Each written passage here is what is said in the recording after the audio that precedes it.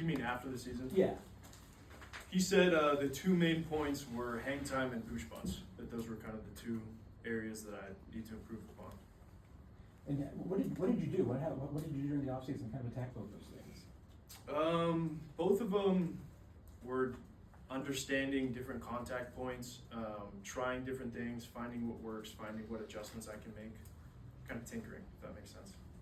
You talked about it, even talking to you last year, you seem to be a real deep thinker about punting. I mean, you get into the real bits of it and everything, so. Yeah, it's hard not to. There's so many moving parts with punting that you'll find something one week that works great and then it kind of goes away, and you know, it's about finding the things that are consistent. But yeah, it's definitely on my mind a lot.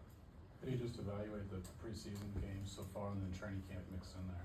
It's been good. I'm happy with where I'm at right now. I'm, without a question, a better punter than I was last year. It's warm right now, so that obviously makes it a lot easier, and that's something that changes when you play here. But I think my top end is better. My good punts are going further and higher, and same with my bad punts. My miss hits are better, so that's two things I really like to see. How did you feel that having an additional punter here might have challenged you in any way?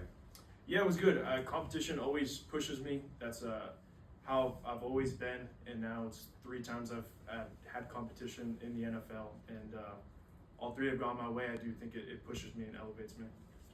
What's practice look like for you in the off season? You know, you got a bunch of guys here to help catch balls and all this stuff. Yeah. You got a loan, you got people with you. I mean, what does a day working on those things look like in the off It's season? very different. So I'm from San Diego. My parents still live there, and that also kind of happens to be the specialist hub. Mm-hmm. So it's really nice. There's a lot of guys that come train with Nick Novak and my strength coach Cody Smith for the off season, and so we actually have a pretty good group of guys that are in and out. Some guys live there in San Diego, but no, I have a pretty good group. But it's definitely, the thing about punting is when you're on a field in t-shirt and shorts, it's completely different than when you're here with the rush and pressure and games and stuff. So the goals and stuff are a little bit different. How often have you worked out with Thomas Morstead? Because he brings a lot of specialists together as well. Yeah, he's a guy I haven't met. It's funny. It seems somewhat cliquey. There's different kicking coaches that guys seem to stay with. So Jamie Cole has a group. I've never gone and trained with them.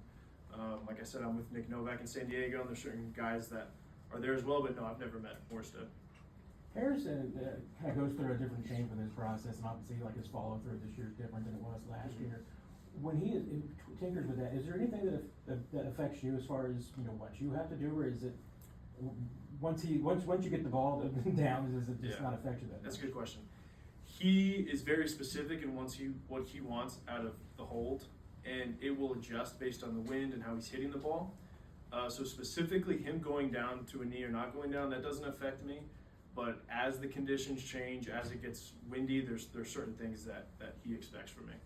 So is that a little bit like calling a pitch or something for a pitcher and a catcher? Like you got to hold number 1, hold number 2? Or? Kind of, yeah. We have a little language going, and yeah, it's good. It's been good to, obviously, my first year, get that experience down, and now have a ton of confidence in it. And yeah, holding's definitely something I take pride in. Coming for the draft, it was something that, you know, was a big downside because I never did it in college, and so it was a big question mark. People thought I couldn't do it, and it's definitely something I take pride in and work at a lot.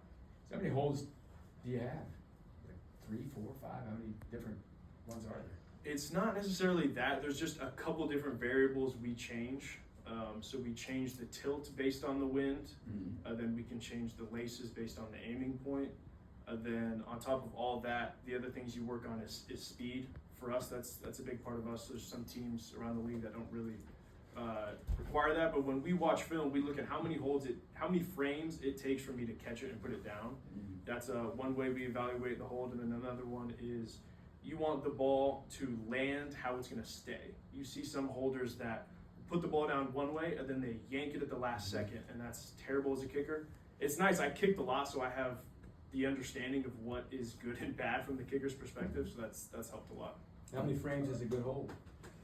I think anyone under 21 is a good frame. We did a conversion to figure out how much time that is, but I forgot what it was. We just go based off of frames. Matt, are you the emergency kicker? Are you the Justin Reed of this year? Yeah, I guess so. We haven't really talked about it, but yeah, now with Jay Reed gone, it definitely should be me. I mean, I think it probably should have been me last year since I had so much experience with it in college. Right. But probably the trickiest thing is finding a holder that can hold lefty. Finding a backup holder is probably a bigger challenge, to be honest with you. Aren't you just worried about you going down and, covering kickoffs? I would love to do that. But yeah, we'll see. Maybe in the future.